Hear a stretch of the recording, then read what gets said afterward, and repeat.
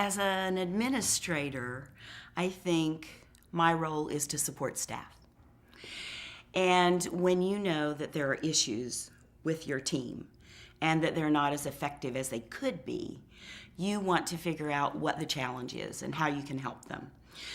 So I was hearing from them all of the time that they couldn't teach because all they were doing was dealing with challenging behavior. And, you know, I think that's very normal in today's society. And so I didn't think there was anything unusual about that in our program, but I knew that we had to do something about it. And so I was going around talking to teachers at the end of the year. And actually, one of them told me this story that was so riveting that I couldn't forget it. And she was telling me, I went there and I just said, okay, we're going to talk about the school year. And that's something we normally did. It wasn't anything out of the ordinary. Tell me, what are you proud of and what are you sorry about from this year? And she started crying. And she said, do you really want to know? And I could tell that she was very upset. So we went outside and went for a walk. And she just became more and more upset and almost agitated and very frustrated. And she said, you know, when I go home at night, I pull in the driveway and my hands are frozen on the steering wheel.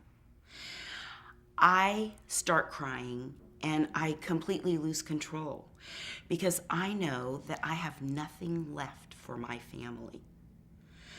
I've been dealing with behaviors all day long.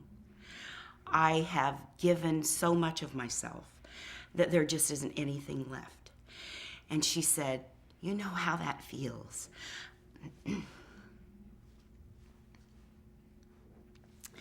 I feel like such a failure. And I feel like I'm not giving the children what they need.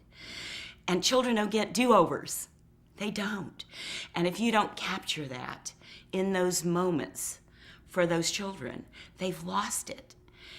And so since I don't know how to handle their challenging behavior, I'm not effective in the classroom.